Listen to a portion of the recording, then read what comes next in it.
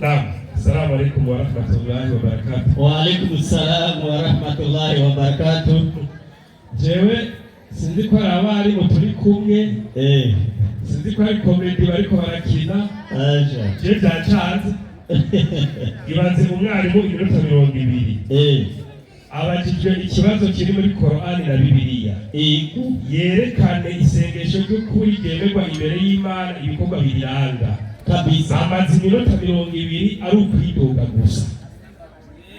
Urabona idasibye bayina barabahenda ninde akubwiye byo tubahenda igisha webereka ibyukuri webereka ibyukuri rashakite ngesha yavuga sivyo ibyukuri ni ibyukuri nzinyandiko nakuza kwidoga ngaho ngoya sivyo wazabera cyane kuvuga wapi atachebe tutsaye reka nkoze akarorero jewe ndaza hano kugira ngo mbone kubyo mukora byanditse ni hehe Imana yakubwiye isengesho wambaye ikoti ni karuvati uze hano akora gatoya kiniki kimwe kugira bagani imbere y'abantu witwa umwubahwa ni hehe Imana yakubwiye wambaye ikoti ni karuvati basi gatoya basi oya ngo byari byo ngo paroni ngo rijabwirizwa ngo nijara abantu ndi yasidagerayo urumva uyu pasiteri kimuzanye ikigikurikira Yeremiya 56 Yeremiya 50:6 neza cyane inyandiko igira iki abantu banje Imana atabantu banje babaye intama zizimiye abakristo bose bitwa muri namazande za Kristo. Imana ati abantu banje babaye intama zizimiye abungere babo ariko banje bakwiga kwigisha barabazimije reka kuzimiza ishengero ryose rigana gutanga icyembezo babawirije ku musozi abantu babawirije ku misozi mubahenda buri jambo ry'Imana mu bigisha bava ku musozi bajya ku wundi n'ubwo babanduze hare no gushinga amashengero ni ngora bibagiye uburukiro bwabo n'uburukiro bakibyibuka niyo bundi aba babonye bose bagiye batontomera aba bakristo bato usanga batiye bariya ngo nimero bakibirengeye hariya abagwanizi babo bavuze bati nta cyaha dukoze uri hageze ngaho ngo nta cyaha ngotse uko bacumuye kuhoraho umenye neza ko uracumura kuhora Imana rukira byose cyangwa kwigisha ukuri aribo babo b'ubugororotsi uhoraho byizigiro by'abasekuru Aroni yatumye n'Imana tegeza kwemera no gukora ibyo Aroni yakoze bwari nyuma y'Imana umugisha n'Imana bakristo twebwe abayisilamu ibyo dukora byose tugigira ku ntunga n'abahanuzi ni muhunge n'abakristo rero mwebwe mwantamaze zimiye ngo ni muhunge muve hagati y'Ibabuloni ujya mwarafashe mwaraboshe bayo muve mu gihugu cy'Ubukaludaya aho muri bacu barabugarije mu rushengero mube bakizigereza nk'imfizi z'intene mu mukuku reka kubera nk'intama n'umere nk'imbere n'ujyanye ugomba mugana buri muntu mujye guhagarara n'uri pasiteri ngo ibyo Aroni bahebwe ngo bayintango barababesha pasiteri muzi nagira utagira inyandiko ngiyi yerekana ko ibyo bwari bivuze atari ibyo urabona nakwereke ushimaza kuzimiza abantu ndiyo acagenda muri Qur'ani yahereje 7:120 Qur'ani indwi maherezo 7:120 ntihasomye ego kabisa ngorane reka twasubiremo cyenda bavuga kakari ni munsi muravuga ukuri tuzojya mu ijuru ego n'ukuri icyo kwisi birahera iyi si naho tworana turaga tuzohaga 7:120 havuga mbeki maherezo yake yego maelezo yake mimi yasomye 7:120 na wachawi wakapinduliwa na wakapinduka wanasujudu. Rega hende wari umurozi ugahindukiza ukabivamo ukibukubamira Imana nikiri cyaha. Nini maana ya kupinduliwa? Umubise bari basamubama n'abarozi pasiteri kandi soni. Nini maana ya kupinduliwa? No gutinya Imana mu cyaha ntabiriye. Tinya Imana tuzogamye. Ingazo tinya Imana mu biza kugira ngaha. Ibi tukugira ngaha ku musiro ko tuzobibazwa. Kweli. Wowe utagira ubutumwa cyane ngo bakoma bashi. Nimba kigira cyumura mu bataneze kuvuga. Ego brema. Haba kugira Imana tukukuri. Kweli.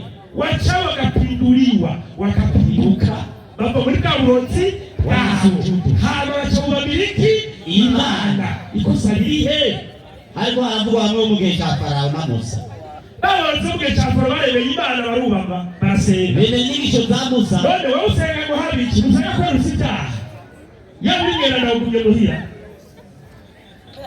acaza mwarimu naam je nigira bukebuke kweli nigira bukebuke kabisa ni warufukuri ego no kuri acavuga ati bijya byose bumva azana sinzi bibiki ngo n'amashetani bagira gute babikora mufanye muri ulimwengu wa majini achacha muri ulimwengu wa majini kutoka 31 tusome hiyo nyandiko ulimwengu wa majini wewe ni majini wa mashetani soma nyandiko mumbirize ibada iwe kwa ajili ya Mwenyezi Mungu tu ati amasengesho cyangwa ibikorwa byose bijanye n'iyo kamana bibe kubera Imana yonyene gusa jambo hili ati jambo limesababisha wasiokuwa Waislamu jatumye wanataka Waislamu kuikashifu dini ya Kiislamu wapangura kuchoza dini ya Uislamu kwa kudai kuwa kuvuga yuko ni dini ya majini. Kwa dini ya majini hatupinga kwani majini miongoni mwao hata majini mliyo wapo Waislamu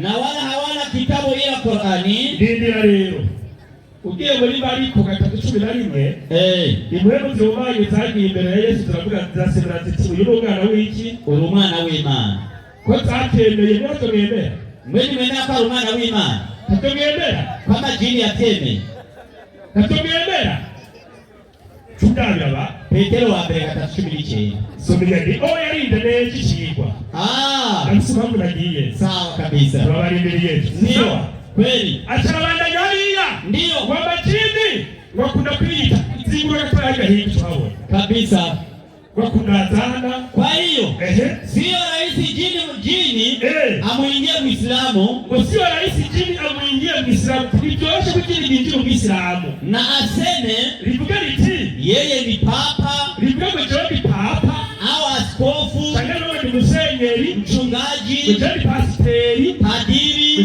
padiri kardinali livuga ni kardinali kardinali wa kanisa tangazo ni kardinali wa rushengero aidha Pentecost au msabato Roman Catholic Lutheran Anglikani au Moraviana au kutaja miji kama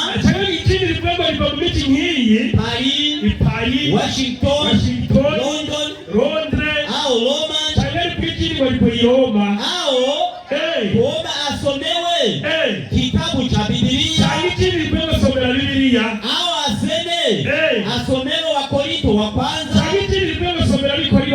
au Waefeso au Mathayo au kudai misa Pasaka Christmas na mengineyo. Ijini nishora kuvuga ibyo badaya kwanza au kwanza na haleluya haleluya badala ya assalamu alaikum imeyo kujo assalamu alaikum anajua liati yuko Muislamu hata mkubali ijini nikakuvuga ibyo kubera rijari ku Muislamu yo kugeragembere la kubera iki ariko hino bambe 11-14 niyo mpamvu kabisa bitabo kweli somya ndiko ariko hino bambe 11 yarusangari kandi ibyo ni bitangaje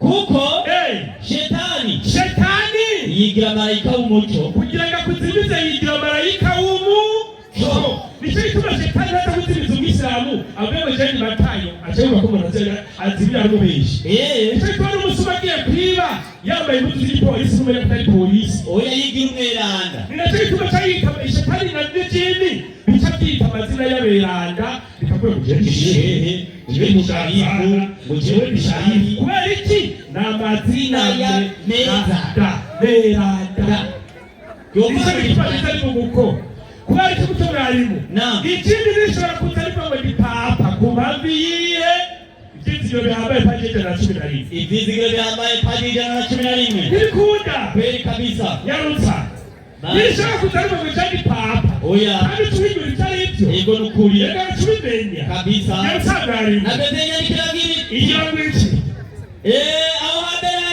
aho hambere hahise mbere y'ibyo ibyizigiro bihambaye narigeze kuvuga ko ariko gitabo cyo mu rushengero rw'Abadiventiste yego aho hambere hahise narigeze kuvuga ko papa ari icyariho cya Kristo.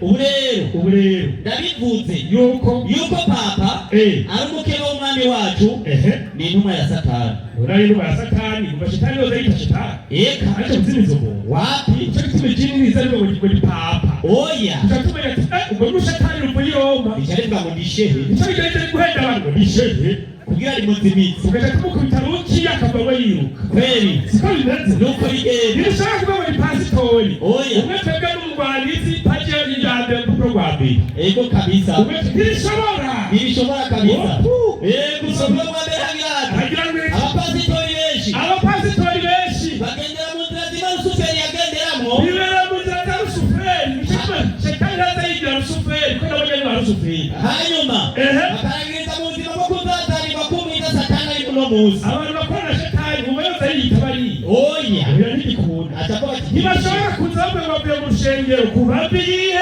ibyizigiro bihambaye turaga twagengere muri bibi ucyari gitabo cyacu urupapuro rwa 33 yarutsa Satani yigiye bukebuke mw'ishengero ngoye yicariye akoreye mu bigira abakristo ngaba ego nukuri umva yose akunda inkengeri akubwira ati mungazana kubera bariyabona abajama banje bariya ni bene wacu niyo mpamvu rero niyo sasa aracavuga ati ngo twebwe abayisilamu bwe turasujura twubamye ngo Shetani ngo bamwitabaza Shetani ngo bayaraye hehe ngo mu mazuru ngo bayaraye mu mazuru y'abayisilamu twumvise ko Shetani yibera hehe mu rusengero urumvaga abayisilamu y'abayazana yigiye bukebuke mw'ishengero ubu yavuye mu rushengero twijyamiye agacata kutugora Matayo bwari mu kiriro mugende ego kabisa Matayo 12:32 pasitori wakozesha ivyo kandi ivyo none umurandi ujyanye wewe uri mubi oya nukuri aje kwinjira wiryamiye ubisukosiriye imwami humanye iyivuye mu muntu icyatagira amazi nicyo bitwongeye urabona bagaba nibyo bavuze ko abana babigisha gukaraba ndetse n'abitako wabaye batabyigira ku bayisilamu twabakora wapi kera kwiga ku mashuri yabo murabizi kweli wasanga dukoresha ibipapuro n'amazi ariyo wamenga ikaramusasi reka sirika ku mashuri y'iwanyu wasanga umenga ikaramusasi ku ruhome kweli ugakora kwigira ku ruba y'Imana Muhamadi sallallahu alaihi wasallam gukoresha amazi biriko biraza n'ibyo bagira bikore ego nukuri ndobigisha gahoro icyo twabasirimu kweli kuba tuba muslimu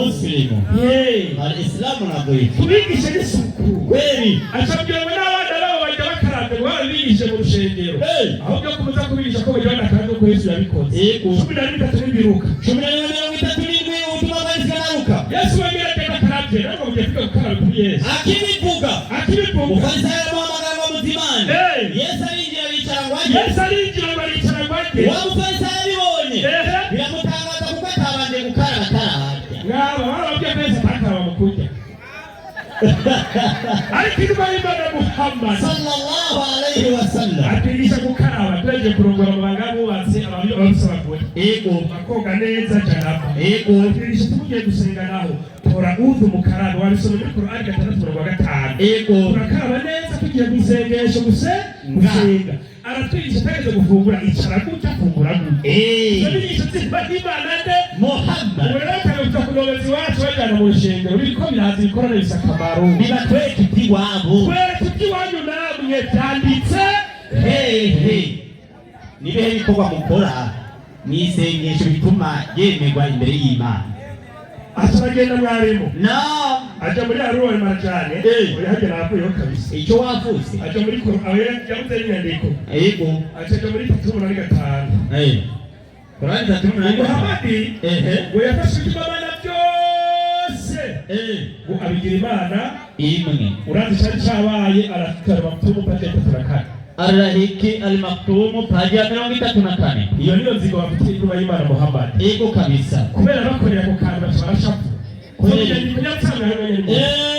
page 34 inasema hivi baadaye igerezaho hari ibigirwamana byitwa hatawuzana amanota abantu basenga intumwa y'Imana mura Muhammad araza bitubwira bimenagura abakristo bacu barashakura ko zari zo zamana zabo zitatu kabisa. Imana zacu zose zigize Imana imwe kubera bategetse gusenga Imana imwe yaremye ijuru n'isi, bashobora kuzana ibigirwamana byabo Muhammad aturiye yongera amenagura. None wowe uri nziko asha. Assalamu alaykum. Wa alaykum assalam. Waislamu takbir, Allahu akbar. Ndumva ibintu bimeze neza.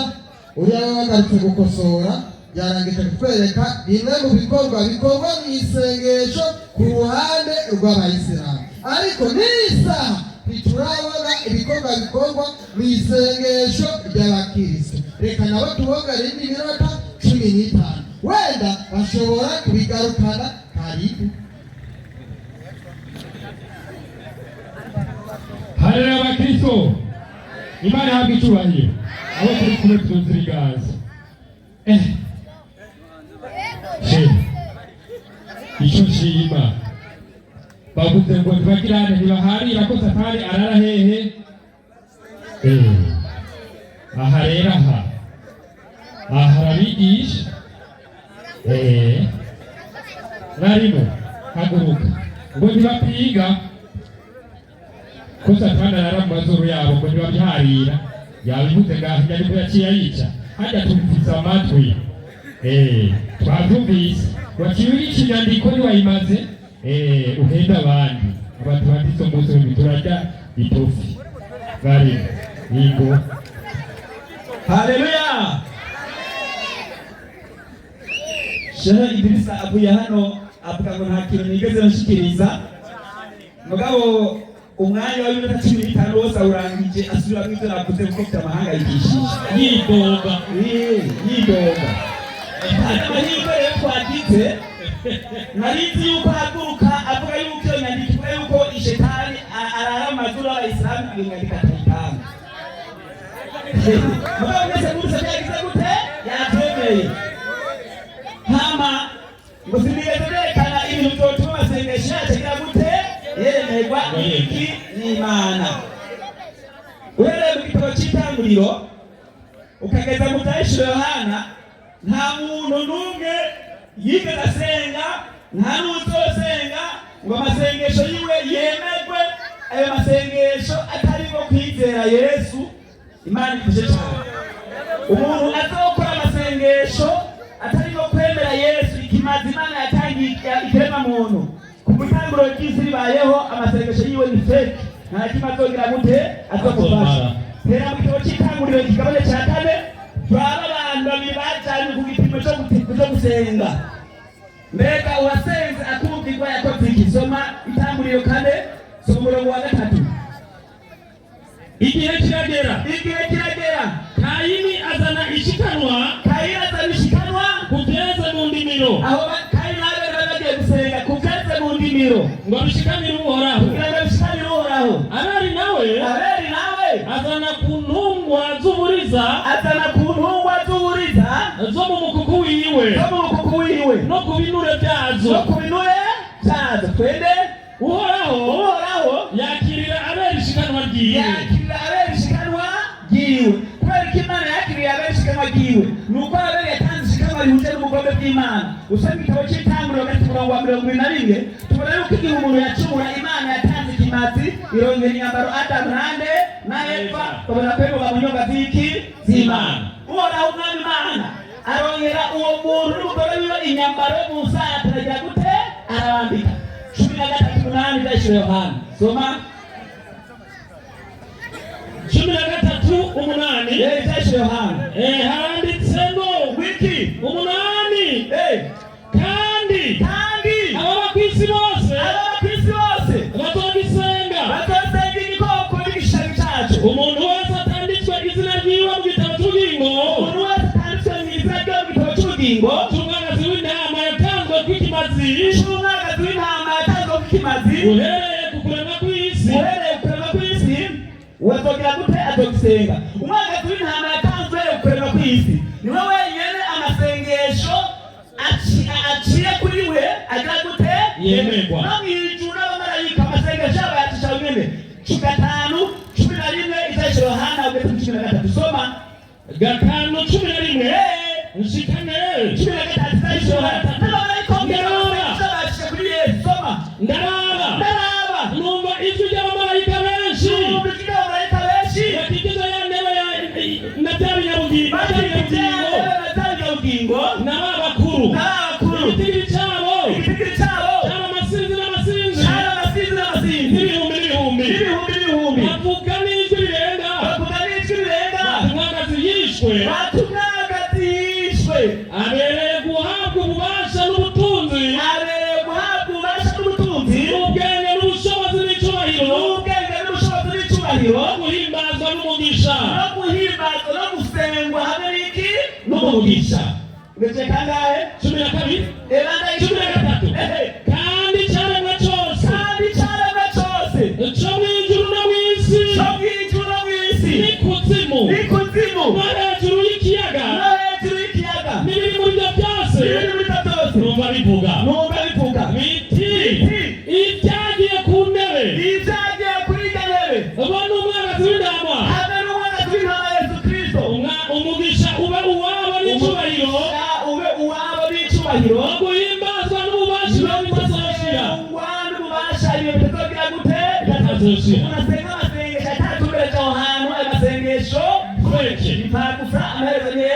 mu buryo budahera. Amasengesho agira gute yemerwa n'iki n'Imana. Usomye mu gitabo cy'Abifilipi 2 somerere ku murongo waho wa 10 na 11 soma. Amasengesho adashyiraho ahantu hashika ku Mana kugira ngo amavi yose azapfukame mu izina rya Yesu. Amavi yose ni ngombwa apfukame mu izina rya Yesu, ayibyo mu ijuru ayibyo ku isi n'ay'ikuzimu, kandi indimi zose zirazatura yuko Yesu Kristo ari uhoraho. Ubiheshe Imana Data wa twese icyubahiro. Amavi yo mu ijuru ayo ku isi n'ay'ikuzimu n'indimi zose ni ngombwa zatura ko Yesu Kristo ari iki ari uhoraho, ngo biheshe Imana Data wa twese icyubahiro. N'amasengesho agira gute yumvirwa. N'umubatizo mwarimu Inzira inyuranye n'iyo ni feke. n'umubatizo mwarimu Iyi mbere rero ukwemera Yesu umwami n'umukiza mu bugingo bwawe, ukemera yuko amaraso yiwe aricyo kimazi cyagutangiwe tukabara ibiki itaha. Iyi ngira kabiri nenda Yohana 3 umurongo wa 3 n'uwa 5 soma. Yohana 3 umurongo wa 3 gushika kuri 5. Agakora tunagize imitwaro hanyuma haranditse ngo soma 3. Yesu atagute Yesu aramwishyura ati ukuri n'ukuri ndababwire iyo umuntu atataha ubwa kabiri ntashobora kubona ubwami bw'Imana. Umuntu atemeye kuvuga ubwa kabiri ngo azabe n'amazi n'amwe muyera ntashobora ubwami bw'Imana. Uyu muntu fayina jehanamu azoja hehe mu muriro.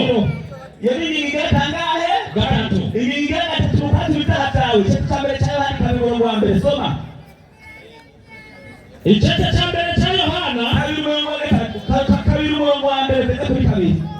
Igice cya mbere cya Yohana haranditse ngo soma n'ikigabane cy'igice cya mbere cya Yohana n'umurongo wa 9 soma. Igice cya mbere cya Yohana 2 umurongo wa 2 wa mbere n'uwa 2 haranditse ngo bana banje bato soma. mbandikiye ibyo Ndabandikiye ibyo kugira ngo ntimukore icyaha, kandi nihagira umuntu akora icyaha dufise umwitsa kuri Data wa twese Yesu Kristo umugororotsi. basi uwo niwe mpangano y'ibyaha byacu si ibyacu twenyine n'ibyo hehe mu isi hose. amasengesho anyuranye nayo ngewe imbere y'iki Imana. wowe usenga amasengesho atarayo amaherezo yawe ni hehe mu muriro. Mu masengesho kandi hazamo kuririmbana. Amasengesho y'ibyo twakigaruka ko mu mwanya uza. Amasengesho hamwe no gutanga amashikanwa ibigira 10 akabamo no kugira gute no kuririmba. Bana twakiza ko mu mwanya. Sawa. Ikaranga rute kubyo yaje haravuga. Yaje hano sobera muri Aroma 179. 179 Arusa ya Busari na Pilato. Kuri paje 179 soma. haranditse ngo mwarimu Wiki hadithi ya Anna Bismariki ndio kutoka kwa Said bin Yazid al-Azdi ati imugani wa Abisi bin Maaliki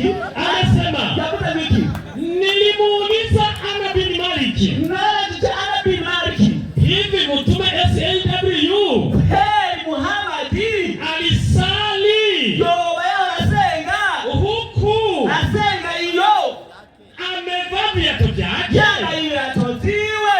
Akajibu ati ndiyo alikuwa anavivaa. Muhamadi yasenga yambaye ibirato. Muze muri kigabane cyo muri Qur'an, wera mu kigabane ca mbere kugeza mu kigabane ca 14 ahantu Imana yababwiye ngo gusenga yambaye ibirato. Na mufindi mmoja wa Muhammad muri hadisi, muri Qur'an, tafsiri zote za Qur'an muzana atake kutesanga haya. Muzana kigabane cyo muri Qur'an ariko navuze ngo mu gusenga uzokuriki ibirato. na hamwe yabaho yaza niteka mutwe abayisilamu batanye. Hama rero batabikiza muri Bibiliya gato. muri Bibiliya rero nabagire nama Imana yavuze ngo mu gusenga ugangisengesha bwemegwe uzokwirata igesomo ntiribaho. Nana yavuze ngo mu gusenga abantu bakwirata muri Bibiliya igesomo ntiribaho. Ababariwe ngo bakwirata bari mu gahinga, bari rwose hari mu gisaka shaka umuriro gahinga aragiye intama. Umurongo ntuba uhera mu gitabo cy'itanguriro gushika mu gaciro hano no guhera muri Korani kigabane ca mbere kugeza 14 umurongo ntubaho. Haba ngapiga ngo gusenga kugira ngo amasengesho yawe yumvirwe bakuriki ibirato biteka mu cy'abashehe. Hama ngo gusenga ngo baruba amasomero muri Korani 72 gusomera kuri umurongo wa 19. Mbega Muhamadi we ko abashehe babeshe ngo gusenga mu masengesho yemegwe ngo bigogo mu biwome wowe wasenga gute? Soma 72 umurongo wa 19 Muhamadi wa 19. Muhamadi wowe wasenga gute? Na hakika nakukekeranya mmoja wa Mwenyezi Mungu Nabii Muhammad mu gusenga aliposimama asenga hagaze kumuomba Mola wake. asenga Imana hewe ukayoteka mtu ngari kuyehe. Muhammad yasenga hagaze wapiga Muhammadi wapiga Qur'ani wapiga Biblia wapiga niki ni Imana. Muhammad yasenga kize mtu hagaze anasenga niki ibirato. Bebe matini gusa kama tukamuza na neza abantu Imana. Kama somo la 73 umurongo wa 70 Qur'an yaruta 73. Kwa hakika Mola wako ndio anajua kuwa wewe mnakukekeranya wewe Muhamadi. Imani yati yuko anajua kama wewe unasimama. Imani yati Muhamadi yuko hapo kusenga bisi yose unasimama kumwabudu Mwenyezi Mungu. Unahakana kukusanyiki Imani yao. Tunamu bikura kiteka moto. Muhamadi nta muslimu yenge kasenga yuwa. Kwa kusenga kitabu Hagaze abariki n'ibirato 14 ibinegekano mariko. Mbega Yesu tabara Islamu kanyosha yaganguye. Wewe wigisha abantu basenga bameze gute? Soma Mariko 12:5. 12:5. Kandi mwahagarara musenga ni abarico gupfa n'ubundi mukimuharire nakubwire Bibiliya yose uhereye mu gitabo cy'itanguriro ukageza Yohana hariho pozisiyo Imana yatanze nk'itegeko. Turi kumwe ibisigaye byose ibikunda kuba bifasha abantu. 4:5 Yesaya soma none Imana yatanze itegeko naho nyine ibibanza byose ndatakwereka impamvu ibibanza byose nyarutsa ino nakanga mwarimu 4:5 ndirahiye Imana ndirahiye ijambo ry'ukuri rivuye mu kanwa kanje ritazokwirahuruzwa yuko amavi yose azopfukamira n'indimi zose zizondahira. Haleluya. Abonye Imana yavuze iryo jambo na Imana ivuga ngo ndirahiye ijambo rivuye mu kanwa kanje ritazokwirahuruzwa ngo abantu baze guhamya iryo jambo ribaho muri Bibiliya no muri Korani ntibibaho n'itegeko iriguma gusa byagenda bitakabara. Reka tumaze wadanya mwarimu reka tumaze Korani. Mbega Korani wewe kuombea kwa Muhamadi wagutanze kwa Muhamadi ntawe turamenye mwanya wowe wigisha abantu Korani 108 nisome maelezo. Korani 10 mwumvize abapolisi Korani yemewe gusenga. Soma Korani 10 abagabo batigana batarazizi. Soma 10:108 maelezo. Hasi nzego polisi soma hebo hasuline 10:108 maelezo. Hasi nzego ndio pepa hasuline. Muri Qur'an tafsiri ya Sheikh Saleh Farisi. Aha. Satana arahanyikije kabisa. 10:8. Warahakanye.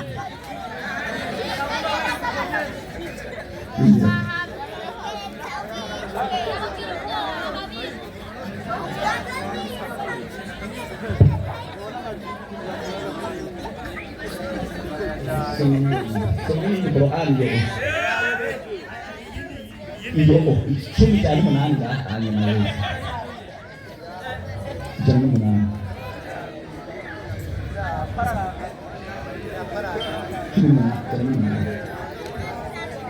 Okay. Hanyuma. Ayo, bas. Kalau paham. Haleluya. Imana ihabwe icyubahiro. Imana ihabwe icyubahiro. Imana ihetagira umwigisha wacu mumumpera amashyi. Arajinjiguye. Mu minota 3 umaze kugira ngo ingwiza murongo zireke gufana. Murakoze. Haleluya. Yesu ashimwe cyane. Amen. Aha rero tugiye kubaza ikibazo bitatu. Umuyisilamu y'umusheri yiyemera aze guhaguruka cyishibire nganyene mu rwego rwangutse cyane. Yobu 40 umurongo w'indwi ubundi azikure Yesaya 45 umurongo wa 23 avuga gute? Yobu 40 atembea kenyera magabo. Atembea kenyera magabo. Ngira nkubatse. Nawe uweze unyishure. Twagiye Yesaya 45 ndirahiye ijambo ry'ukuri rivuye mu kanwa kanje ritazokwirahuruzwa yuko amavi yose azopfukamira n'indimi zose bizondahira. Imana ihabwe icyubahiro. Amen. Ikibazo kiragite ku mutwe. Yuze gusoma ngaha muri Korani.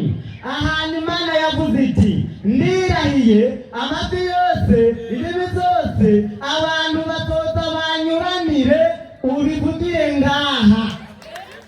Ndosariye. Akanda bikwema muri Bibiliya ntacyo bitwaye. Ngo wiki. Wagize ndirahiye ijambo kwirahira murarize. Imana ivuze ati ndirahiye ni ikintu gikomeye cyane. Kibaniko yerekane hano aho bavuga ati ndirahiye jewe uhoraho ndahenereza muhenereze. Yego niko bagira kubama turabizi twese kubama umayita umugongo muhenereza. Imurika iracyariyo ndavuga ndirahiye jewe uhoraho. Okay, Wilekiti karibu. Ariko ndavuga kubera yakoresheje umwanya muto nk'umunyabwenge. Namwe ndababwira atari bajya babiri muragowe. Asante sana. Koko hano bwiki urahema bigeze.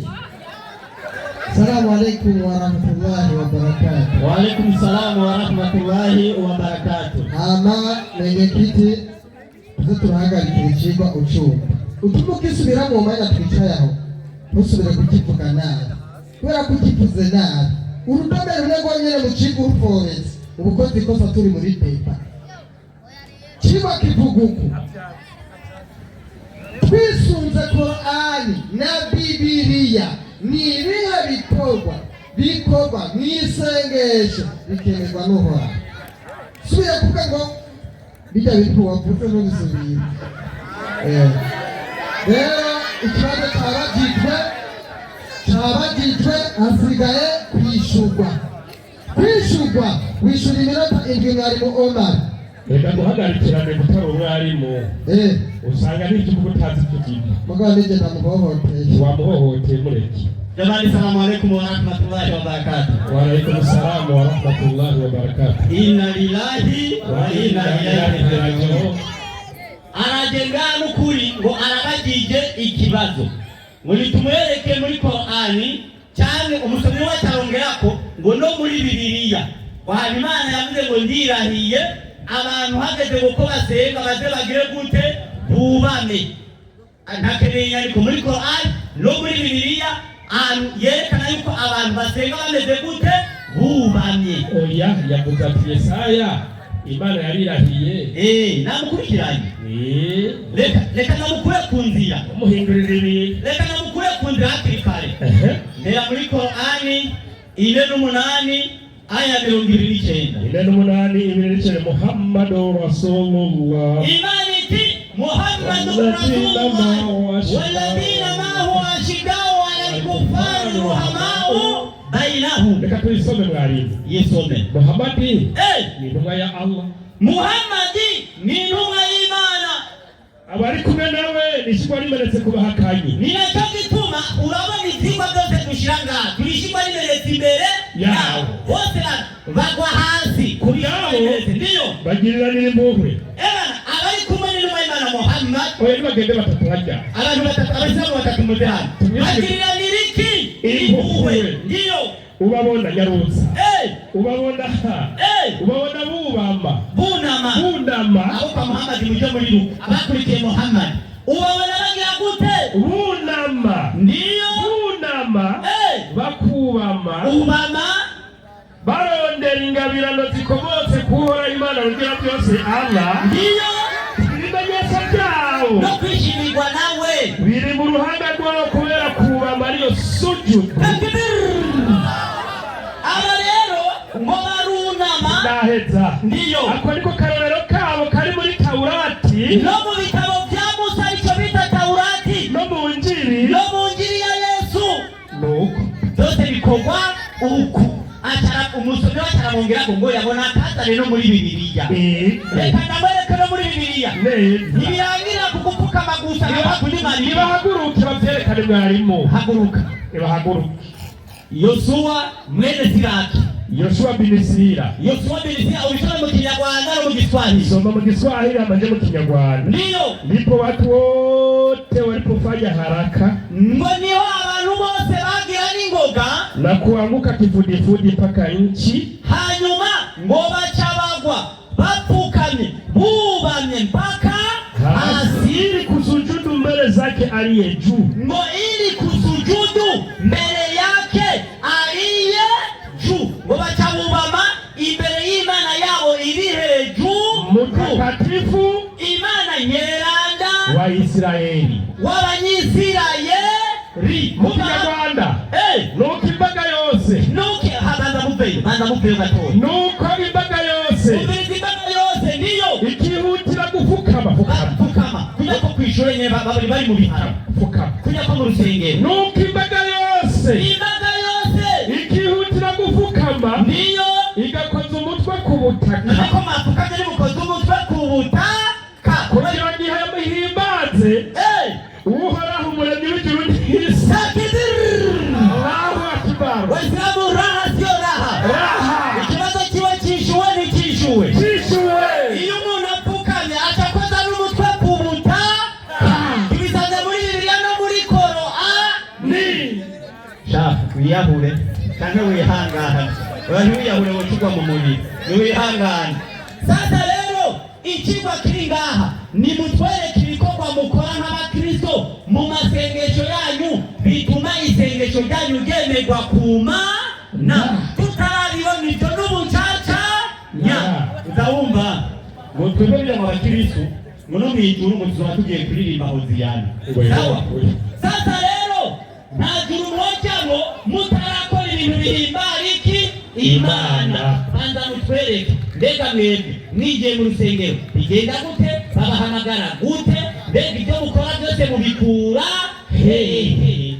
Mariko 14:35 subirayo garuka hano wewe 14:35 Mariko ngo turahenereza oya n'abandi nibaza reka rero ku mwarimu wa mbere atwigije guhenereza fanya haraka tuzohombera aho yahombeye ndio maze bashikari tigeze bana bari abigishwa biwatiye muri cyano mbanje gusenga Yesu ari kumwe n'abigishwa biwe abagati bamuri cyano mbanje jaja gusenga ajana Petero yakobo na Yohana kangura kuvuga n'ubagaga umutima cyane arababwira ati umutima wanje nakabage agomba kunyica amuri cyano mu maso Yesu yuguruza imbere gatoya Yesu yuguruza imbere gatoya yubama hasi ndabira ko handitse ngo yicara ku ntebe yubama hasi ndabira ko handitse ngo aratukama yubama hasi kumbe abayisilamu duhenereza nkande ha Yesu umvugo y'abakristo ubohombera aho Yesu yahombe kuko duhenereza nka Yesu takibir Allahu Akbar wewe ugamika izosi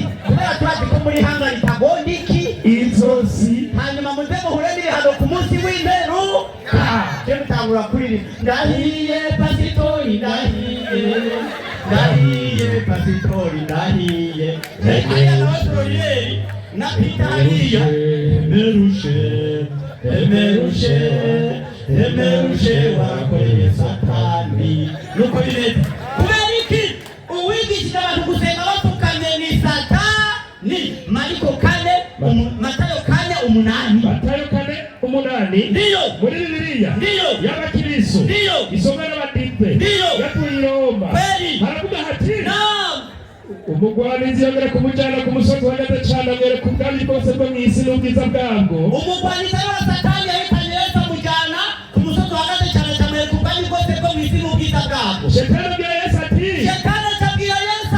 ati ibyo byose ndabiguha niwampfukamira ukasenga kumbe gusenga upfukamye ni itegeko rya Satani Yesu acabwira Satani ati mvako Satani nuwo yakubwiye ngo pfukama mubwire ati mvako mwabwire ngo mugusenga pfukame cyangwa ati mvako Satani ubwo muri Satani. Salamu alaykum wa alaykum salaam wa rahmatullahi wa barakatuh. Waislamu takbir Allahu akbar wasara ya wallahi nada sina upukame jabi handa sina ukende umwana kwishura pukame wakati kosa mira mupukame namo usenge upukame jabi handa sina ukende karibu kibiro tunavuge ko yishuwe ko tena mwenye yishu Waislamu takbir bizoza barimu ujya mwigisha mubona ibintu akoze ngaha arakomera buro ikibazo cyavuga ngo uhoraho yavuze ngo ndirahiye jewe uhoraho yuko amazu yose azogirane none yishuye yishuye ngo Satani niwe wapfukamira hobyo acavuga ngo Yesu ngo yarahenereje ngo yaragizene ibyo birabaho kubama no guhenereza bibiri jewe naciye kw'ishure kubama nabizi ngene ni gushira inda hasi ukubama guhenereza naho none ga yemwe kubama ni mubizi bakubwiye ati urusoro wavuze ubama ngaho utuhenereza biratandukanye aha rero muri ko mubwira abanyabwenge twe twaraciye ku ishuri ntimubenshi mwarimu haguruka mu mwanya wawe kugira ngo ubeshuze batubeshe ngo Yesu yarahenereje mugabo ntimwibagire yuko nibavuga Allahu Akbar muvuga ati mwizina ryande kuko twamaze kumva ko ari Satani wari karavuga Bakristo haleluya umviriza narababwiye jeno navuga ati iyo turi mu bikorane nyibi ntabwo ari induru ni ubwenge ikibazo cyavuga ngo muri Yesaya 45:73 nirahiye jewe uhoraho amavi yose azogirane azopfukamira bisigura ngo kw'icyo kintu cyo gupfukama ntabwo gikozwe na gusa n'abantu Imana igitanze nk'indahiro icyo bita indahiro ni itegeko cyane ihame ritabanduka bakubagije bati byo kubama washakaga kureka bijya mwe mugira bashaka byo kubama twereke ku byo kubama naho aho Imana avuze ngo ndirahiye abantu bose batse banyunamire amasomo yose wasomye waje kwerekana abantu bubamye kitwabagije abantu bubamye twabagije Imana yabitanze n'itegeko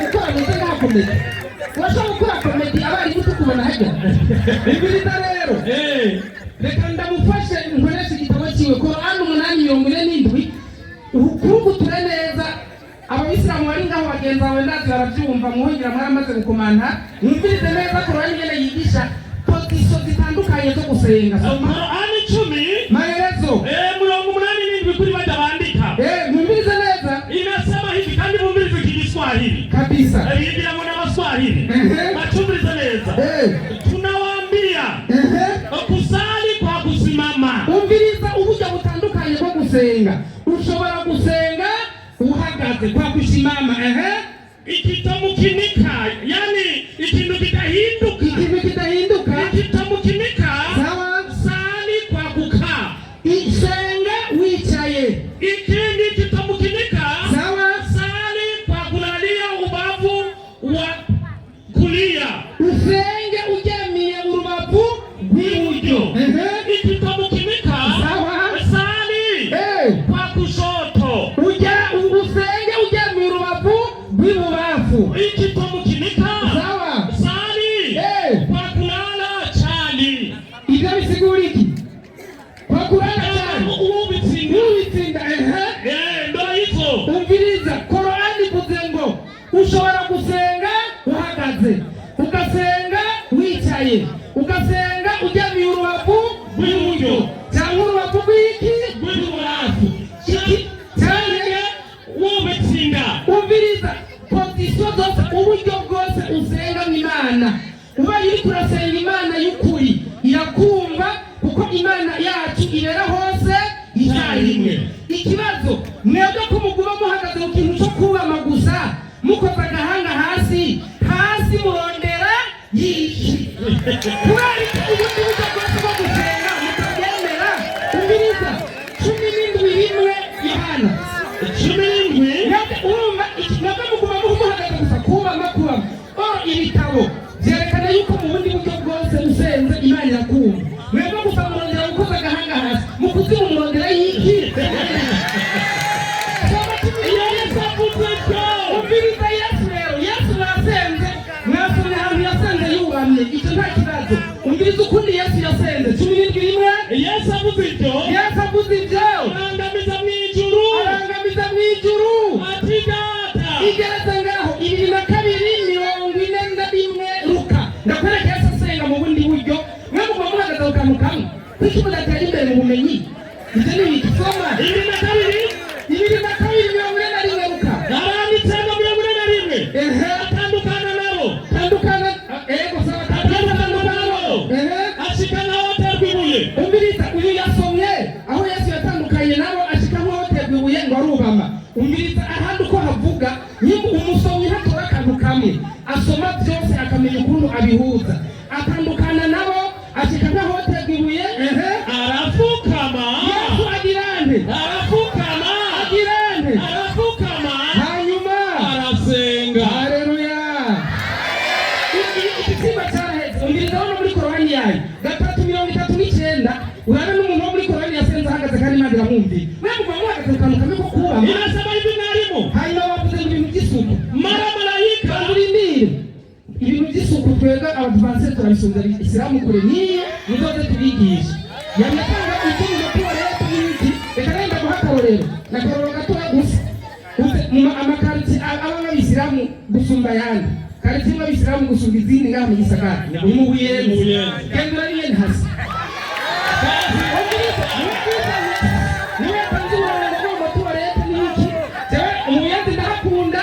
ni sawa habaye bagenzi banje kuko ndabahakarorero uzo wiyumvira imbere yo kuvuga ibintu reka ndabona handi mu Kiswahili ngozi no mu Taritere jewe ni muyinga narabaye muri karitiye Swahili hasi kandi ababisilamu kuri 80% ofasi nyinshi hamwezi haleluya Kristo amina kandi bagize ubwoba bagenzi babo bambwira ngo bwake ijambo ry'Imana rivugira aho riri sirorenza aho munyikitirika gushavura dukorane neza turakundana sibyo ingo mu minota 3 tugabise tugomba twanditse byose ibintu turakundana ntugire ingorane sibyo Waislamu takbir. Mutwara micro hariye. Tukoresha umwanya haro. Twara microphone hariye po. Umego kubaba ndi guhemereza. Ubundi ati ndakemeye tawe gira ni kuba. Wenye gitigo ni guhemereza. Kukuhendereza tago ni kubikinda. Kandi tamaze kwitwa kubikinda. Wewe waturuye. Nuko rero ibintu bikoragana neza ku ruhande rw'abayisilamu bari mu idirisa karibu n'amaze iminota 3 kugira ngo tujyane n'umwanya mwende mwumvirize mwe gusa ntimukoreshe ubupfana mwende mwumvirize mwe gusa nisa ntitwaba bigane bakora isengesho ryabo ntabwo turabo bitahereweka hama gatoya abakeneye kureba bino bikorane ni ukuri. Naam. Assalamu alaykum wa rahmatullahi wa barakatuh. Wa alaykum assalam wa rahmatullahi wa barakatuh. Murakoze cyane. Jewe njyano simaje kwiyamamura. Mvuga bukebuke. Hano twigishije ibikwiye gukorwa n'abantu mu bitabo by'Imana. Asharavuga ati si itegeko ahubwo byakozwe n'abantu. Ngira namaze y'Imana mwarimu yahagaze hano. Kwa twavuze ko tubivuga tubisomye muri Qur'ani na Bibiliya. Mbega iwanyu Bibiliya ni itegeko cyangwa si itegeko? Ngira ni icyadukano Bibiliya. Niba ari icyadukano tuyite, ubwo muri Bibiliya byose bikurikizwa. Twebwe dusomye muri Bibiliya cyangwa Qur'ani. Twari tuzi ko Qur'ani twebwe ari itegeko muri twebwe bihinduka.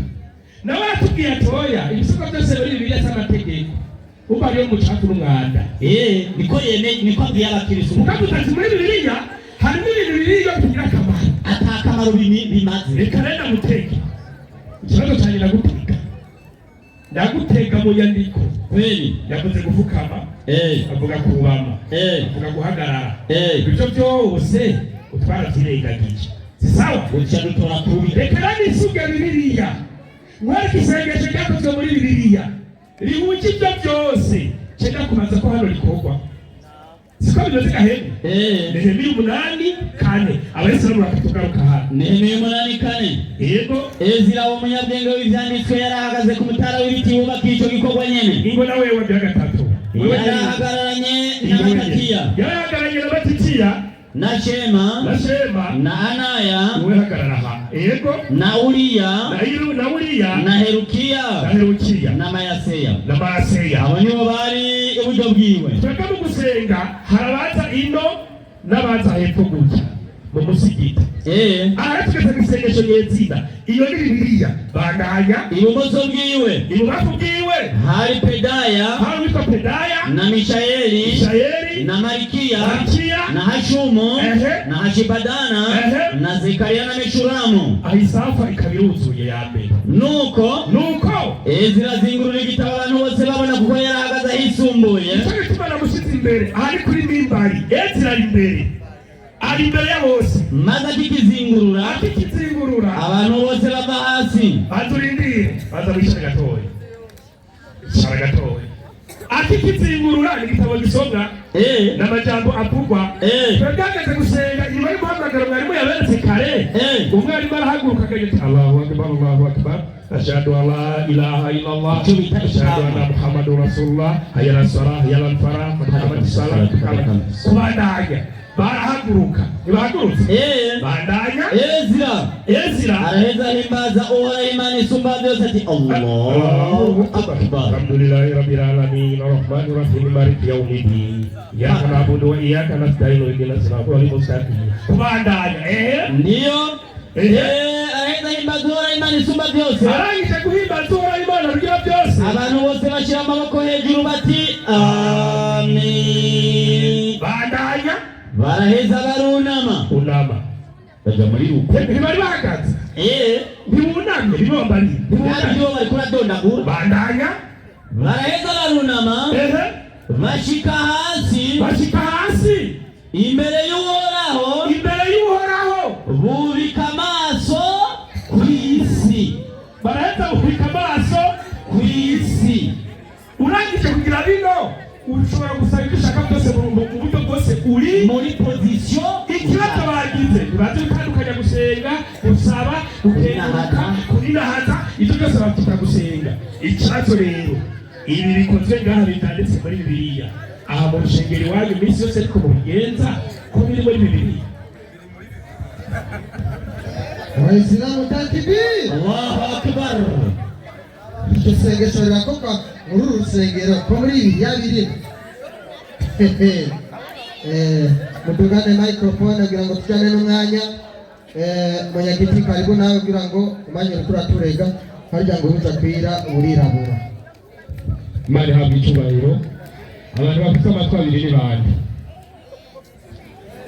Mwese Bibiliya yavuze ngo dusenga mu buryo bumeze gute? Bwose none dusubire inyuma by'ukuri. None ndikubaha babivugiye n'ukuri. Mwarimu oya mwenyekiti reka mpamagara umwigisha wanje ariko yaje ngaha arabajinjibura. Mwarimu nibakumpera amashyi kuko aho babajinjiburiye ubabwira ati uburyo bwose Imana irumva waba uryamye wubamye upfukamye mugabo ngo gikuru kugirane upfukama. None kuba yabivugiye mwarimu karibu mu minota yawe indwi wongere kuruguture ukuru ucafu kujya sinumva none barumva ubama ubwirente byose birumvikana sinzi ikibazo ahantu ki. Haleluya. Amen. Karegera za hano navuze nti nimukangwe n'ikinamico ry'abo bashehe bakwegesha karime ngo mwibaze ngo basenga Imana yo mwijuru. Kwigana icyakozwe n'umuntu yigeze gusenga Imana umuntu acariho nene acariho yakuru. Uri kijuju utubuzi kweza kiriho. Ntabwo ufise prema ufise kweza takiriho usoma Qur'an usoma na Bibiliya. Wowe ufise ikibazo mu mutwe. N'umwana muto yaratubeye takize kuti ariho. Bona Yesu nakiriho ubwo mwana ufise ikibazo kwera. Umusomyi wa Bibiliya n'umusomyi wa Qur'an sindatangura hagari ku mwanya wanje bacebanza amazi. Wile kiti sindatangura tangura ko bacebanza amazi. Wowe kumva ngo Yesu nakiriho ngo yarapfuye ukabandanya hose. Sasa ngiye gutangura. Yaje atanga ikibazo asobesheje muri Nehemiya 8:4. Mugabo yakweze icyo twamubajije muri Yesaya 45:23 Imana ivuga ngo ndirahiye ijambo rivuye mu kanwa kanje ritazokwirahuruzwa kw'indimi zose amabyose azopfukamira n'indimi zose zindahire. Twakubaje erekana Imana yavuze ngo ndirahiye abantu bazoyuramira iryo somo bajyari yose. None niba utari yose uze kuza naho Nehemiya n'abagenda yiriwe bubamye bagasenga ucubizana nk'itegeko.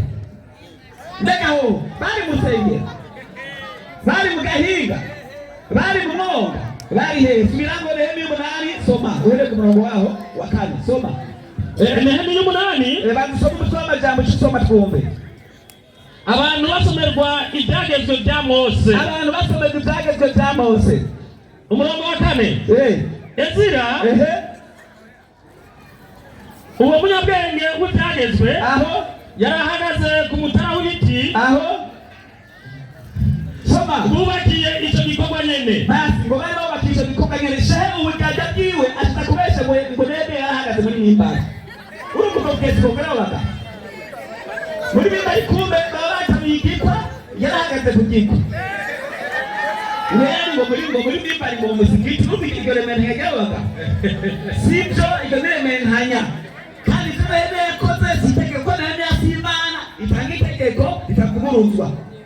Twavuze yuko abantu bafite abaposition y'ingere basenze kandi Imana yaremeye ko twasigaye muri Qur'an 10:87 gusobanura Imana.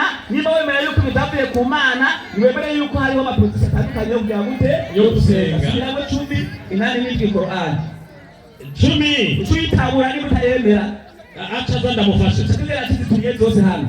Isubi vuga ngo tunaambiwa tubwirwa ngo kusali kwa kusimama. Ushobora gusenga uhagaze, Ikitamukinika ikidahinduka sali kwa kukaa. senga wicaye, Ikitamukinika ikidahinduka sali kwa kulalia ubavu wa kulia. senga uryamiye urubavu rwo mu kuryo. Ikitamukinika Ikidahinduka sali senga kushoto. uryamiye urubavu rw'ibubafu. Ikitamukinika Ikidahinduka sali kwa kulala chali. senga uwamye uwitsinda. None icyo saba cyo gusenga. None ikibazo cyari niki? Nitegeko tubonye itegeko wovuga ngo utasenze muri proposition zose mugiye kukamera Imana. Imana niyo mwene. Hama abagabo iyo bajano bakaza kuba amahano reka nabe kibanga kiri muri bo. Ikatatu icenda itashe Yohana. Soma 3:9 ibyahishuriwe Yohana. Haranditsemo 9. Haranditsemo Soma nguhaye bamwe bo mu sinagogi ya Satani. Biyita Abayuda atari bo. Baza kwita Abayuda atari bo. Bagomba kwigeranya ibyigeze gukorwa n'Abisirayeli, ibyakozwe n'abahanuzi b'Imana bo muri Bibiliya n'abatari bo. Ariko babesha. Twende Nzobagobera kuza. nzobagobera baze no kusengera mu Kanyosha. Bikubita imbere y'ibirenge byawe. Bamenye yuko nagukunze.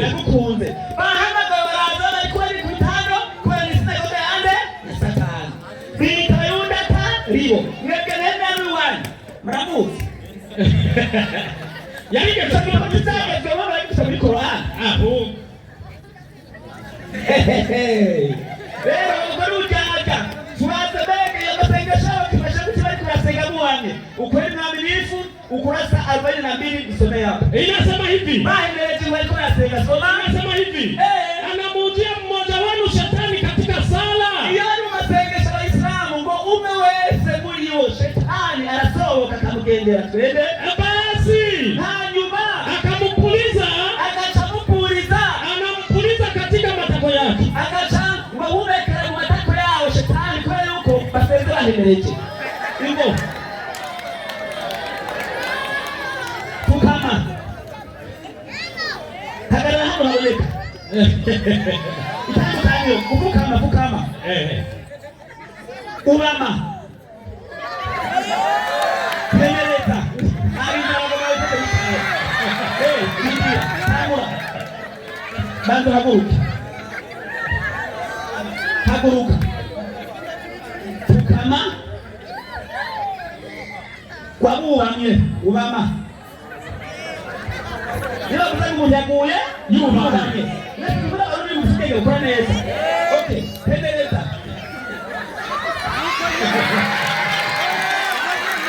Niba ari mu senga kitamiyo. Soma. Anamujia mmoja wenu shetani katika sala. Basi anapuliza katika matako yake. Basi ukiwa muri Arua Marijane hadithi ya 255 Muhammad zageze gute 52 impamvu birukanye abagore gusengera mu misigiti basenga bahenge bambaye ibibega abagore ngo bagaca barunguruka munsi bagaca babona amagara yabo bacabika amagore gusenga. Niyo mpamvu abagore bavuye mu misigiti bakashyiraho ikambati kibatandukanya. Wewe kurengereza no gusenga uzokoresha ngaho niyo bita ko umuntu yaguye yuhamye kuko uwamye kugira ngo ubintu takubisiwa hasi. Ibinyoma rero dusubire tuhatembeka Muhammad wabasenga gute 72:9 Qur'an ye kurangiza 72:9 Qur'an handitse ngo wiki 72:9 nyaruta inasema hivi. Na hakika mmoja wa Mwenyezi Mungu Nabii Muhammad ukiwe aliposimama kuomba Mola wake yasenga Basi mwanya waheze. Haleluya. Haleluya. Haleluya. Takibiri. Kimya. Okay. Reka mpamagare mwenyekiti kugira ngo ahe iminota 5 abigisha babo bavuge ko bishuwe. Murakoze. Marukanya microphone. Assalamu alaikum warahmatullahi wabarakatuh. Ibintu birameze neza cyane kandi biraryoshe. Nabo kandi bitera bijamo uburyohe birimo umunyu, amavuta n'agasukari nyine ku ruhande. Turabonye ingene batweretse ngo guhendereza, kubama no gupfukama no kugarama, ariko kubikinda ntabwo babyita ngo ni guhendereza. Byamaze kwitwa kubikinda. Rero mwarimu karibu iminota yawe 5 ukore uvuge ko yakwishuye. Ariko je nabona ikibazo cyagora, ikibazo cyamaze kwaduka. Waislamu takbir. Allahu akbar. Takbir. Allahu akbar. Jewe bwa mbere mbonye abateka mutwe. Vraiment. Abo bita abateka mutwe nabonye papa sipari mbonye hano. Kabisa. Ibaze umuntu kubikinda abyita ngo nukuba. Kubikinda. Hama kurambarara naho nyine umuntu w'ubwenge. Wewe rero turabarundi. Kurambarara gute? Hama kugarama kuganira akabavu. Ngorane ni kibazo. Ngorane guhenera no wambaye. Eri gusa. We narivuga wumva mo cyo guhenda. Kashora guhenera kibazo kuye. Ariko bisubira kubamba. Eka kubamba Bibiliya ati abantu bose bakihutira gufukama. Umaze gufukama ugashira umutwe kubusaka kugira ngo usenge uhora Imana rugira byose. Uwo murongo wawuvuguruje. Eka tabura Bibiliya abari teka mitwe hano ngo Nehemiya ngo bijari teke acaraza muri Korani 10:87 ngo biremewe ngo gusenga kugombye. Iyo uza kumenya ko biravugwa ugaca kukaga muri bari 10 inani ni Korani maherezo atasigura n'igiswahili kutariko nigora rero zo mubazo mutwenga lisilo mkinika hera haruguru niho nyemerera lisilo mkinika kufanyika ikitagushobokeye gukora ndo lisilo mkinika. Wewe nani Kiswahili uti lisilo mkinika kufanyika kwa ukamilifu ikitagushobokeye gukora nk'uko itegeko riba ribivuga lisiacho kabisa icyo kirwa bikirekwa nuko musigora ayo aya isigura abantu bafite ikibazo abagwaye umuntu yatunitse umuntu agwaye umuntu w'ikimuga umuntu yumva adakunda bakora iki tegeko ry'iki Imana ubona mu musigiti ararekuyora kuchakunde inaendelea kubera ntakashoboye nalifanywe japo kwa upungufu wake nubwo bitaba bimeze nk'uko byategerezwa kidogo ate kubikora buke kuliko kidogo kuliko kuliacha hakareka gusenga kubera ibibazo afise apfuma bigenza gutyo ilivyokuwa hawezi kuijenga misikiti. Soma hepfo soma hayo badanirije wakasari humo wanaambiwa soma hayo badanirije niho ndi au sikaramu tunawaambia kusali kwa kusimama. Abo rero bitashobokeye bashobora gusenga bicaye ikito mkinika sali kwa kukaa bitamushobokeye yicare ikito mkinika sali kwa kulalia ubavu wa kulia bitamushobokeye cyajyana byamira urubavu ikito mkinika sali kwa kulalia ubavu wa kushoto. Ingereze ngaho byumvikanye iyo bitagushobokeye gukora ikitegeko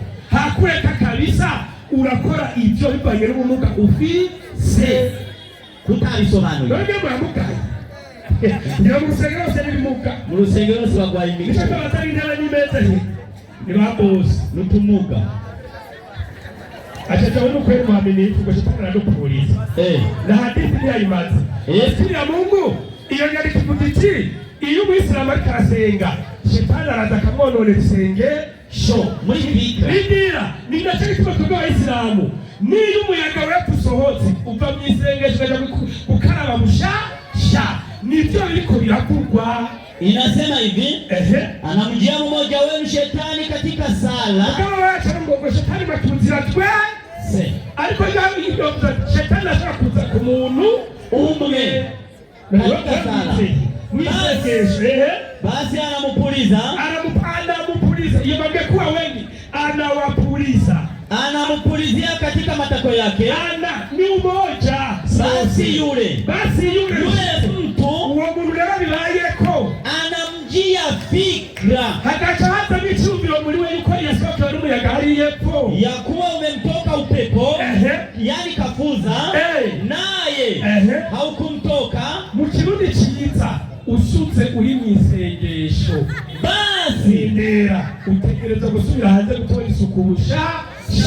Ibyo ni bikwereka ko abayisilamu ari abanyene isuku. Utegereza kwirinda niwo none isengesho ry'abandi mu kubanukira. Namna hiyo Tezaho chataulitse tubalinde utoze likurikiye. Assalamu alaykum. Wa alaykum assalam wa rahmatullahi wa barakatuh.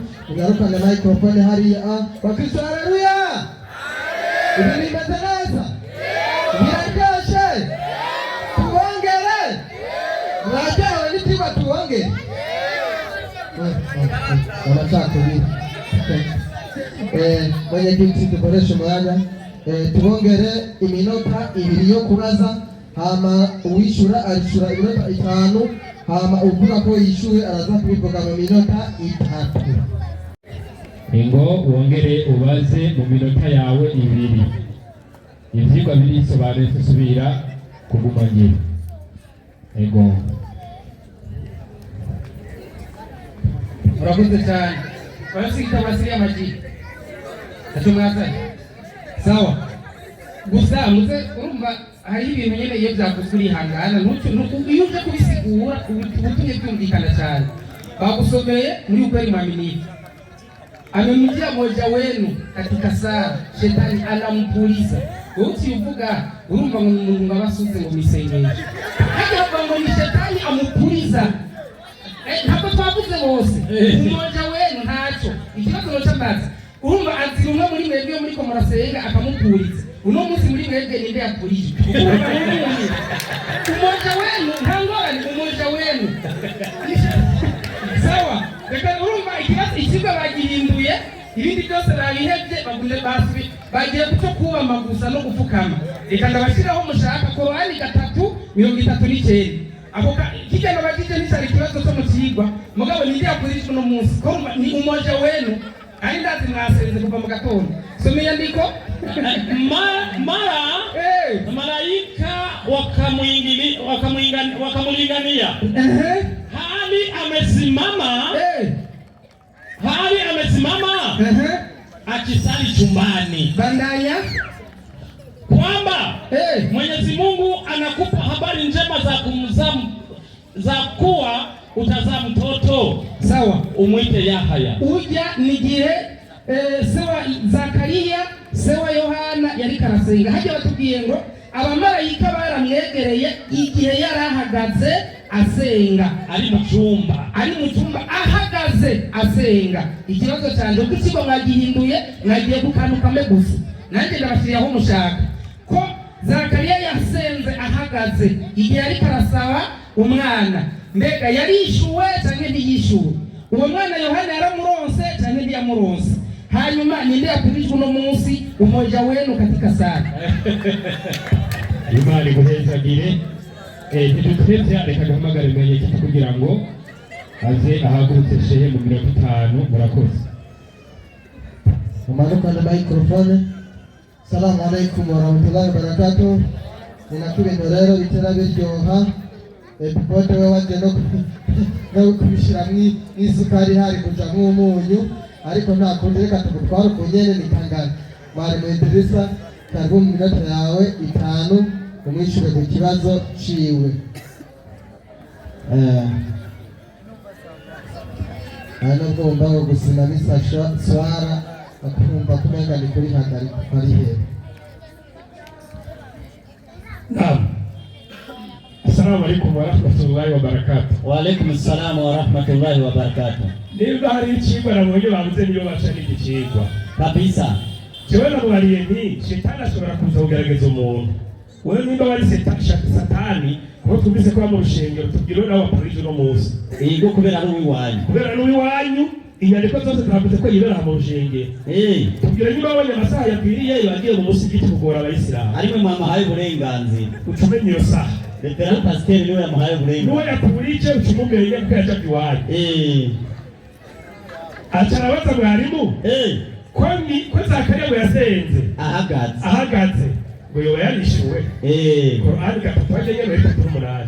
Inasema avuga ngo iki? Aho niho rero Zakariya yatakambira Imana yiwe rurema Allah. Umva ari kusali. Eka. Rero gutakambira Imana yiwe niyo batakamba. Hagara gusiye. Eka. Bandanya.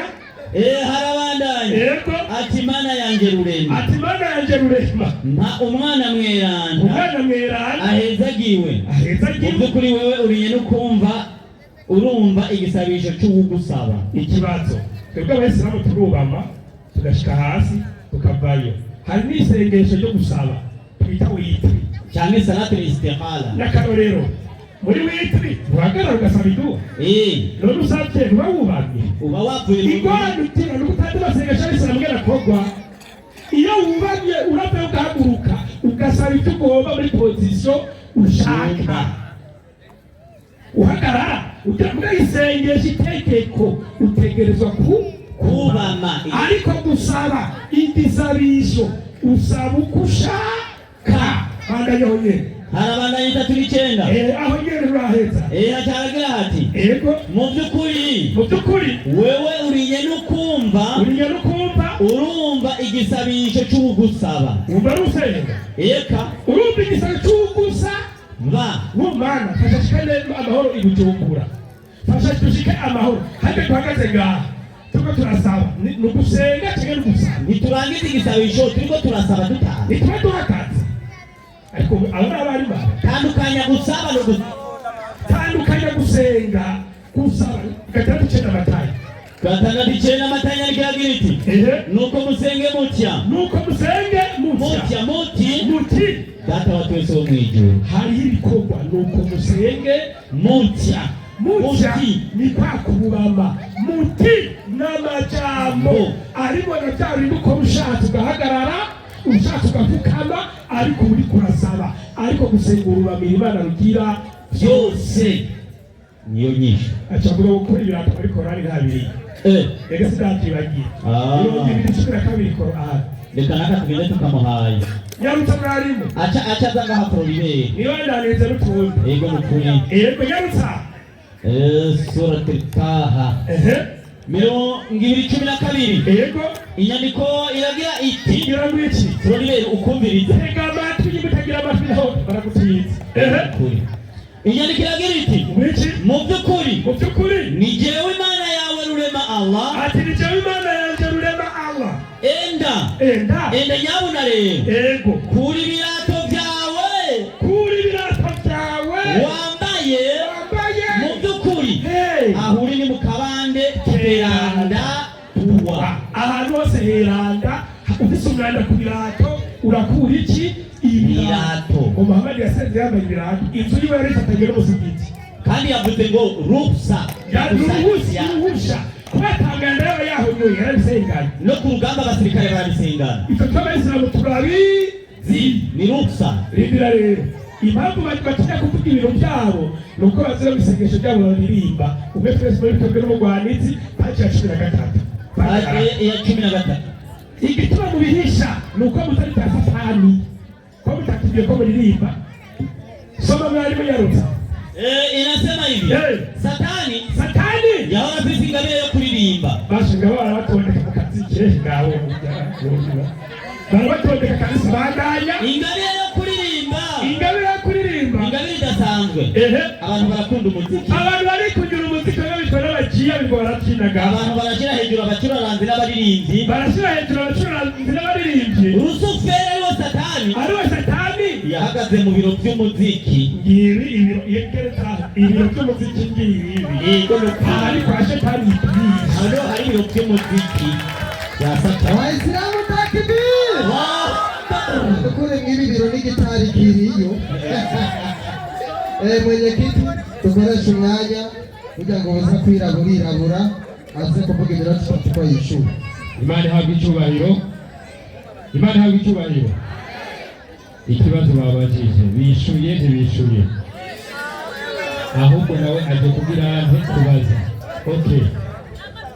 Mwarimu hari inyandiko wavuze ati Satani arara mu mazuru y'Abisilamu. Iyo nyandiko ndagomba kwigaruka. Avuze ko Satani arara hehe muki, ariko mu Korani handitse ngo Satani arara hehe. Iyo nyandiko ndayikeneye, murakoze kugira ngo utahuze. Haleluya.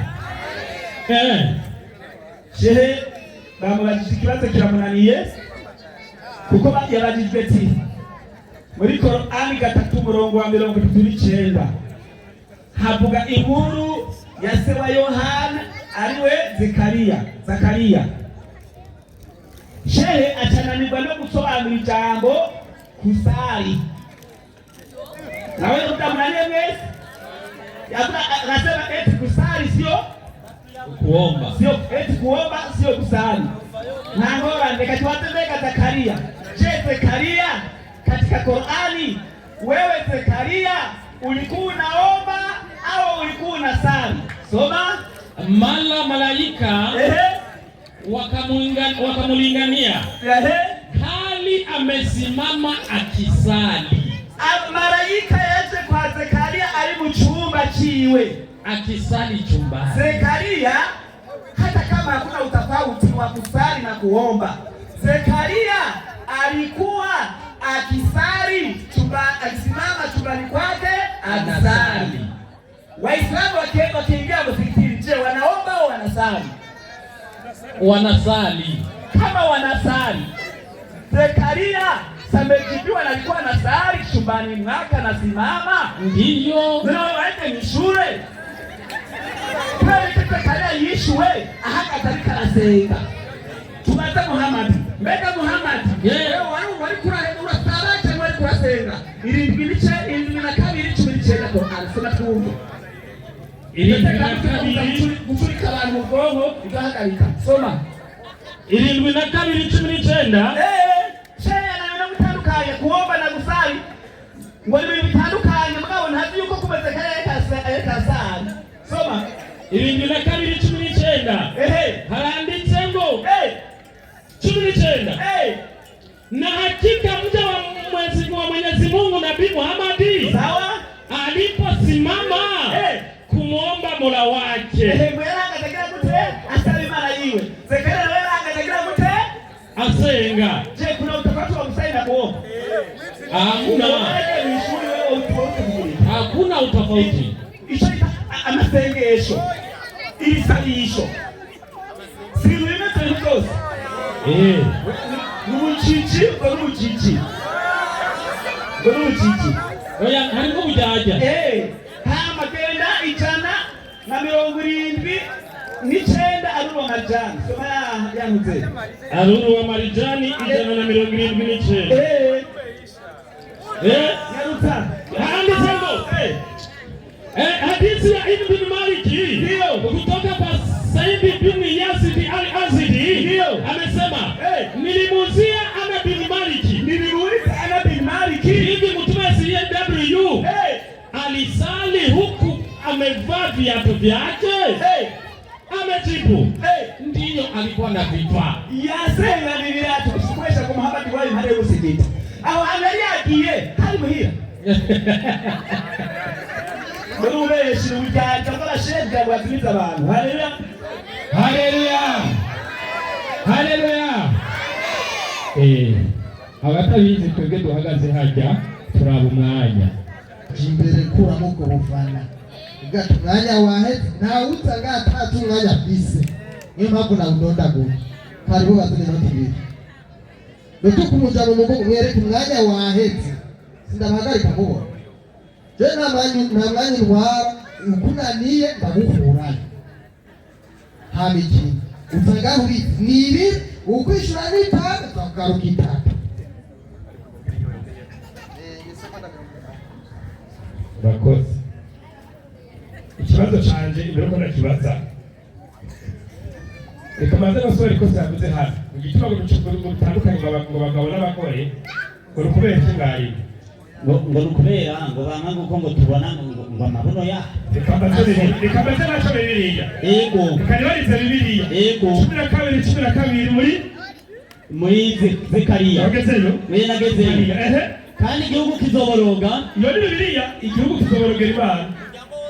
Umuryango wose ukwawo, umuryango w'umuzi wa Dawudi ukwawo, n'abagore babo ukwawo, umuryango w'inzu ya Natani ukwawo, n'abagore babo ukwawo, umuryango w'inzu ya Lewi ukwawo, n'abagore babo ukwawo, n'iyindi miryango yose isigaye, isigaye batakambira Imana, abagore ukwawo n'abagabo ukwabo. Uno munsi bayiga barabivanganije abagore n'abakobwa, barasanganye Matiyasi na Karaveri na Korotirita kugira ngo bazarasanga utunimero. Mwego mba mutamugiye kwimi. Umuriro ni watuhugira mu rushengero, muzirinde gakoresha mutone n'abana b'umugore n'abandi ukamwifuza, uzobaze gusambana nabo mu mutima wiwe. Ukabigirira mu rushengero. Ibyo birahagije. Yobu 2:11. Yego. Inyandiko igira iti. Ibibondo byabo ngaba nimwumvirize muze mwebwe. Barongora imbere yabo nk'umukuku. Ngaba barabashyira imbere yabo mu rushengero. Kandi abana babo bama babyina. Ngaba babagize abaciya birirwa barabyina abandi baririmba. Baririmbisha ijambo ry'ingoma n'inanga bakanezerwa ijwi ry'umwironge. Abo bapasiteri bakanezerwa n'ijwi ry'udukobwa n'ututwana bakumva baranezerewe. Iminsi yabo bayimara baroraniwe. Bacamo kumenga bari mu ijuru. Maze bakamanuka ikuzimu banihutse. Ikibazo namwe mu rushengero mwigisha abantu kuririmba kugira ngo muzoce ikuzimu munihutse uko Bibiliya ibivutse. Asante sana. Kibazo cyumvikanye. Mwenyekiti karibu kugira ngo aze yishyure mu minota yiwe 5. Imani ihabwe icyubahiro. Haleluya. Wese mtakibiri. Reka gufana. Izo nyandiko ziziri babiri ariko Bibiliya ifise bose. Ntibaze barababesha.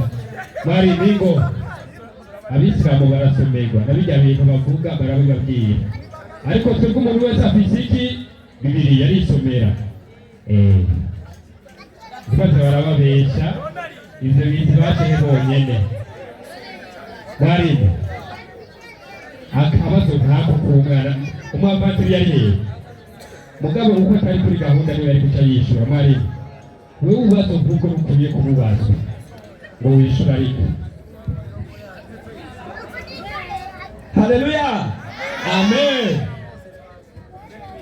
Shehe abuye hano abaza ikibazo muri Yobu ngo abana baragira gute? Muri Zakariya mwarimu. Muri Zakariya 12:12. Abanza hano hasomere. Sonera 12. Haranditse ngo kandi igihugu kizoboroga.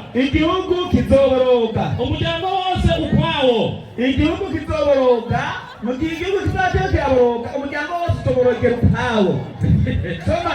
Umuryango n'inzu wa Dawidi ukwawo. Umuryango buri wose umuryango borogera ukwawo n'inzu ya Dawidi borogere ukwayo. Soma. N'abagore babo ukwawo. Abagore baborogere ukwawo. Umuryango w'inzu ya Natani ukwayo. Umuryango w'inzu ya Natani nawo borogere ukwawo. N'abagore babo ukwawo. Borogere ukwawo. Umuryango w'inzu ya Lewi ukwawo. Basi aho bari kubara yuko igihe cyabo kizoba cyateye abantu bazogira gute? Buri muryango igihugu kizoboroga. Buri muryango wose borogere ukwawo. Abasengesha kubasha abantu bari kubasengera ukwawo. Bari kubasengera ukwawo.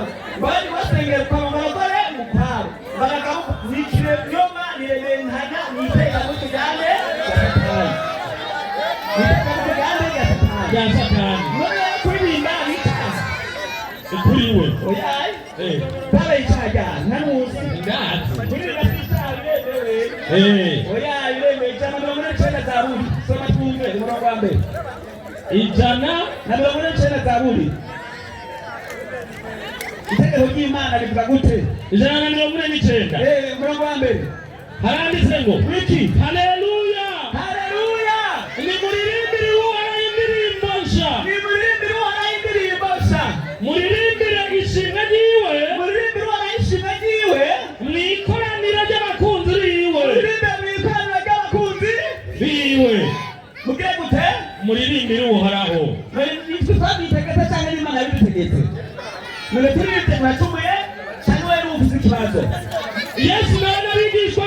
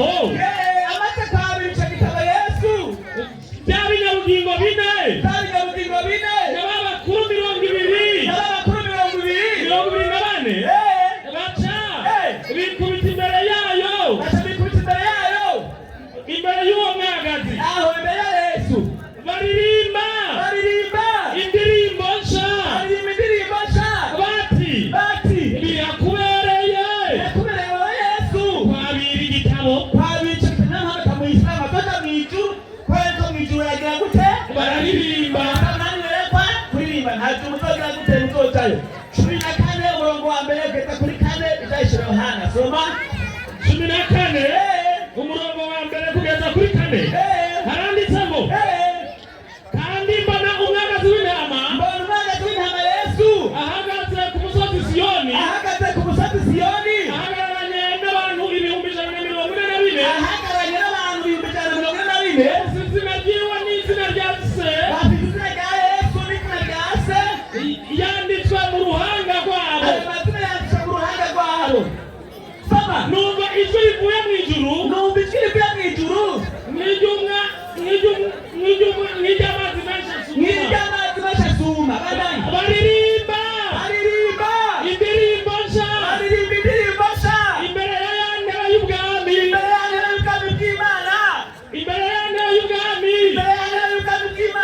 n'imbere ya bya binyabugingo bine na ba bakuru.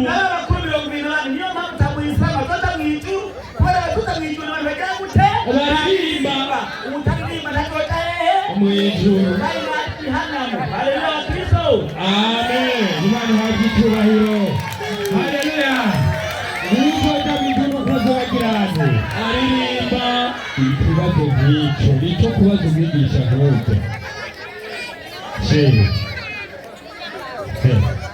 Munyembiti haguruka mu minota 3 avuge ko yishuwe kandi abishimangira agira babyumvise. Salamu alaikum warahmatullahi wabarakatuh. Waislamu takbir. Allahu akbar. Takbir. Allahu akbar. Ujue mwari wimbizi chabati. Nacho yumbi. Wewe hajiji chorus. Wewe wimbizi chabati kari chorus. Eko mama ya. Kizikibat. Ibilisi. Karibu. Abana bareka guterana amabuye ndabakubita. Kirundi muhike amabinga abayagwaye. Je ndaje kwishura ndetse namubari. Eka nakubajije ati muri yo usuramujyadi. Yanigaragara iti ibibondo byabo abagore barikira ngo nabagiya. Irongora imbere yabo nk'umukuku. Mubishira imbere ujya ku mukuku w'intama. Bama babyina. Bama bariko barabyina mu rushengero. Iminsi yabo bakayima baraniwe. Iminsi mugaca muryoherwa ngo y'iby'Imana. Maze bakamanuka ikuzimu banihutse. Bagera gupfa bakaja ikuzimu banihutse rumva n'ijuru barikwiye. Ndababaza ati ibi nibyo waca wishura ego canke oya. Atata kuvuguruza Imana yanditse Bibiliya yabavugiye muri Bibiliya kweli. Reka nani barize Imana mbega nibyo bazoje kuzimu banihutse. Amosi 8:3 uwo munsi indirimbo zo mu ngoro yanyu zizohinduka umuborogo. ujya kumusimira ko muza muri kumuraboroga ni kumamoragize izabivuzwa n'Imana. imitima izoba myinshi ahantu hose. imitima y'abantu baririmbye izoba myinshi. bazoyishimurira hanze mu gacerere. imitima bazoyishimurira hanze mu gacerere bayiterere hanze. nimwumve ibiyemo bagomba gusiba ibanga abakene n'abagabo ngo bitonze igira cumi biriko muraririmba no kumara imanza zo mu gihugu. udufaranga tw'abantu mukatubatwara biriko muraririmba. bavuga muti mbega imboneko z'ukwezi zizoshira ryari canke amasabato canke isabato izogera ryari ngo tubone kwishorera ingano n'amahonda. Uhoraho ngo dutuke ingero yitwa Efa gezaho kumba baja kwirondera amafaranga nicyo tubakwita mu muziki. Imana ishivuga muri Amosi 5:2 nyene 2:3 Imana igira iti urwamo rw'indirimbo zanyu mu matwi. Imana tigura iryo seseme mu matwi. Urwamo rw'indirimbo zanyu mu matwi. Imana tigura urwamo rw'indirimbo zanyu mu matwi. kuko nagomba kuva muri bongo za kwiranga zanyu. Imana bizonanga tena zongere n'abakristo bashaka. Ariko imanza ziroranye reka zisenganishe nk'amazi nk'uruzi. Ingere zaho si sawa kweli. acavuga ngo n'ijuru barariri mba ibyahishura Yohana 10:11 hano mwari. ibyahishura Yohana 7:11 Abayisilamu nabo batamwijuru ko bakanyima mw'ijuru bararirimba urubeshi. 7:11 Umurita mw'ijuru ngera bimeze abamarayika bose bari bahagaze bakikije ino ntebe. bakikije n'abakuru na bya binyabugingo. bose bikubita hasi bubamye imbere y'intebe basenga Imana bavuga bati amen amen. umugisha no guhimbazwa n'ubwenge n'ishimwe n'icyubahiro n'ubushobozi n'iby'Imana yaciye bitazoshira. Amen. Bubanye hasi. Allahu Akbar.